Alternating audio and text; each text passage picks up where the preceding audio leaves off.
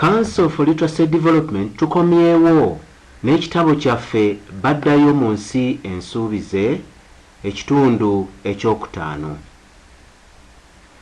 Emirembe gy'Abangereza gyaleetawo enkyukakyuka z'amaanyi. Enguudo zaakolwa, amasomero n'amalwaliro ne bizimbibwa.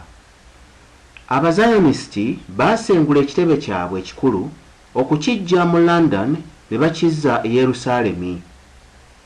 Ebintu gye byali bijja mu maaso byatandika okulabika nga byali tebijja kuba birungi, kubanga amawanga gakirimaanyi, Bungereza ne Bufalansa, nga galabika gaagala kwegabanya Palestina. Kye gaasookerako kwe kukola endagaano gye gaatuuma Sykes-Picot Agreement, ng'endagaano eno yali yakwegabanya Middle East.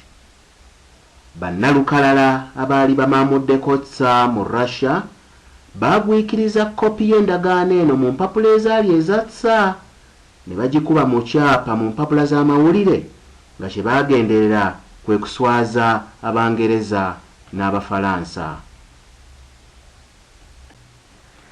Endagaano eno yali ekontana butereevu n'ebisuubizo Abangereza bye baali baasuubiza Abawarabu edda mbu baali baakubawa obwetwaze. Abawarabu baakirabira ddala nga babaliddemu olukwe. Abangereza baakanda kubawooyawooya nga buteerere. Endagaano y'Abangereza n'Abafalansa yo yali ntuufu ddala, kubanga mu kibuga San Remo, Bungereza ne Bufalansa zaagabana Middle East, ng'ekitundu ekyasinga obunene Bungereza ye yakitwala. Bufalansa yanyakula essaza ly'e Syria n'omuduumu gw'amafuta ogwali guva ku nzizi z'e Mosul.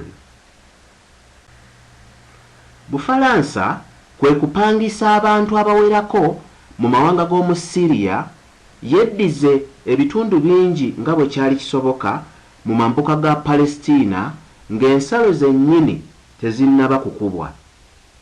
Kale Abayudaaya abaali basenze mu mambuka ga Palestina baagwa mu katego, tebaalina kyakukola okuggyako okulwana. Okulwana kwasinga kunyinyittira mu bitundu by'e Hule, Gilad ne Tel Hai.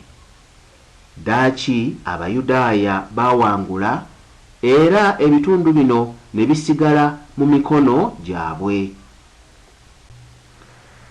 Ekirala ekyabobbya Abafalansa omutwe ye Faizo mutabani wa Sherifu w'e Mecca. Faizo mu ssematalo eyasooka ye yali akulembedde obwegugungo bw'Abawarabu ng'awakanya Ottoman Empire. Faizo yatuuka mu Damasco ne yeefuula kabaka wa Buwarabu empya era omutwe omuggya ogw'Abasiraamu. Abafalansa bamutwala Ntyagi ne bamugoba mu Syria. Faizo yaddukira Baghdad ekiri mu ggwanga ennaku zino eriyitibwa Iraq, gye yayanirizibwa Abangereza era n'asigala nga yeeyita mukulembeze w'Abawarabu. Omuddu waabwe ono Faizo eyali omuwulize baamuweera.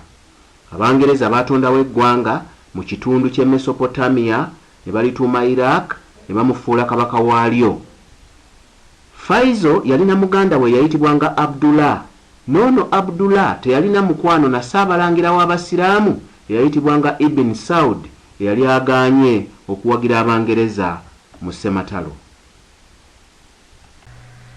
Abangereza kye baakola okusanyusa muganda wa Faizo, baatondawo eggwanga nga tebamaze na kwebuuza ku kibiina ky'amawanga magatte ekyaliwo mu biseera ebyo ekyayitibwanga League of Nations. Eggwanga lino baalituuma Transjordan nga baalibumba okuva mu kitundu ekimu ekya Palestina. Abdullah muganda wa Faizo, Abangereza ne bamufuula kabaka w'eggwanga eryo. Awo nno Abangereza baali bulungi. Baalina abantu baabwe mu Iraq ne mu Transjordan. Baalina Misiri n'omukutu gw'e Suez n'amatwale amalala mangi mu Buwarabu. Abangereza baali bamanyi bulungi empalana ezaali mu Bawalabu bokka na bokka, era ne bakozesa akakodyo kaabwe aka yawula ofuge. Abawalabu abaali mikwano gyabwe nga bababiibiita n'emmotoka zikapyata ez'omulembe n'ebintu ebirala ebirungi bingi nnyo ne babasiruwaza. Mu Palestina ne wonna mu nsi ya Buwalabu waali tewali gavumenti ya Muwalabu yonna. Abangereza bwe baasaba Abawalabu okuleeta gavumenti ekiikirira Abawalabu, empalana mu Bawalabu bokka na bokka nga bulijjo bwe kyabanga, ate ne ziddamu. Abawalabu mu biseera ebyo nga beeyawuddeyawuddemu ebika. Ebika bino nga tebirina muntu abigatta. Kale ebika bibiri oba bisatu ne bwe byandyegasse mbu bikiikirire Abawalabu bonna, kyali tekisoboka kubanga tebyandikiikiridde Bawalabu bonna kyenkanyi. Ekika kya Al Husseini ekyali kikulemberwa eyayitibwanga Hajj Amin kye kyali kisinga okuba eky'omutawaana mu bika by'Abawalabu. Hajj Amin yali yalwanirako ku ludda lw'Abaturuuki. Kati yalaba ng'okusaanawo kwa Ottoman Empire kaali kakisa nnyo ye okufuna obukulu mu Bawalabu. Waliwo n'abakulembeze abalala mu Bawalabu nabo abaali beetaaga obukulu. Amini eyalina obuwagizi bw'ab'ekika kye abaalina emitima egyekko teyasumagira. Yayanguwako mangu yeddize Palestina nga yeerimbika mu kifo kya mufti wa Yerusaalemi. Mu bibuga ebitukuvu eby'Abasiraamu, Yerusaalemi eddirira Mekka na Medina. Mu mirembe gya Ottoman Empire omulimu gwa mufti gwali gwa kitiibwa nnyo. Ekiwandiiko kya Lord Balfour kyo kyali kisembeddwa ensi yonna. Obuwaayiro bwonna obwakirimu nga bwongera kujuliza Bangereza nga bwe kyali gye bali okuteekawo obutaka bw'Abayudaaya mu Palestina. Awo omwogezi w'Abazionist mu biseera ebyo eyali ayitibwa Dr. Chaim Weizmann kwe kwenyigira mu nteeseganya ezaali ez'ebyafaayo n'omukulembeze w'Abawalabu Faizo. Bassa emikono ku ndagaano y'Abayudaaya okukolera awamu n'Abawalabu, buli omu ng'assa ekitiibwa mu biruubirirwa bya munne.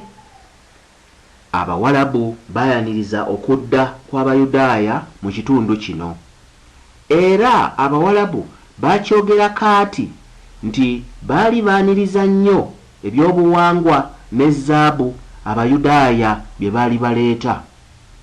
Ate mu nsonda nnyingi Abawalabu baagambanga nti Abayudaaya be baali abalokozi. Kati nno nga Ottoman Empire emaze okusaanawo, olwo abagoberezi ba Kristo be bali mu buyinza mu Palestina, awo ekifo kya mufti ne kiba nga kyali kikulu nnyo mu Basiraamu, naddala ku byali bikwatagana n'okubunya Obusiraamu. Olwo nno Abasiraamu okuva mu mawanga mangi ne bayiwa omusimbi n'obuyambi obulala okusobola okulabirira ebifo by'Abasiraamu ebitukuvu. Luli nga Ottoman Empire tennawangulwa, Constantinople kye kyali ekitebe ekikulu eky'Obusiraamu, era ensimbi zonna nga gye zituukira, naye kati mufti wa Yerusaalemi zonna ye yali azikwata. Hajj Amin yalaba nga singa afuna ekifo kya mufti, ensimbi zino yandisobodde okuzikozesa ku bigendererwa bye. Waliwo n'ensonga endala lwaki yayagala okubeera mufti. Abawalabu mu Palestina mu biseera ebyo 99 ku buli 100 baali tebamanyi kusoma na kuwandiika, nga mu mizigiti wokka we bafunira akakisa okusomesebwa oyo yenna eyabanga abuulira. abataali bayigirize bano Amin yali asobola bulungi okubafuula ekyokulwanyisa. Kintu kimu kyokka ekyali kimulobera okufuuka mufti wa Yerusaalemi. Etteeka ly'Obusiraamu lyali ligamba nti mufti wa Yerusaalemi yali ateekeddwa kubanga aviira ddala mu lunyiriri lwa Nabbi Muhammad. Haji Amin kye yakola kwe kuwasa omuwala eyali aviira ddala mu lunyiriri lwa Nabbi Muhammad. Kaakati nga bwe kiri mu nzikiriza ezimu nti omusajja bw'awasa omukazi bafuuka omuntu omu, kino Haji Amin yagamba nti kyali kimumala okumufunira ebisaanyizo okubeera naye nga kati ali omu ku abo abava mu lunyiriri lwa Nabbi Muhammad. Mufti omukadde bwe yafa ne wabaawo okulonda mufti anaamuddira mu bigere. Abawalabu abamu baali bakimanyiiko nga Amin bwe yali aluubirira obwa mufti wa Yerusaalemi. Ku lukalala yali waakuna. Ekyokuba owookuna ku lukalala tekyamutiisa kubanga abantu ab'ekika kye mwe yali ava ekya Al Husseini baali bakoze ekimala okuwaliriza abalala abasatu be yali yeesimbye nabo abaali bafunye n'obululu obumusingako okulekera Amin obukulu. Bw'atyo Haji Amin Al Husseini n'afuuka mufti wa Yerusaalemi. Amin kati yalaba nti okudda kw'Abayudaaya kye kyali kisinze nnyo okwekiika mu pulaani ze. Ku lunaku lw'Abasiraamu olutukuvu lwe bajjuukirirako amazaalibwa ga Nabbi Musa, Haji Amin Al Husseini kwe kukuŋŋaanya ekibinja ky'Abawalabu n'akikumamu omuliro okukyayisa Abayudaaya. Ekibinja kyesoma awo okutta Abayudaaya ne kutandika. Abawalabu bano tebaasooka kulumba bibuga na byalo Bayudaaya gye baali basobola kwerwanako, wabula bakkakkana ku Bayudaaya bakadde abaali balowooza ku ddiini yokka mu bibuga nga Safedi, Tiberias, Hebron ne Yerusaalemi. Abayudaaya bangi abaali bazze okusenga ebyokulwanyisa byabwe baali babiwaayo eri Abangereza nga bamaze okuwamba Palestina mu ssematalo eyasooka. Era Abawalabu babakulumba nfo z'Abayudaaya zonna bandibadde basanjaga Abayudaaya ne bakamala.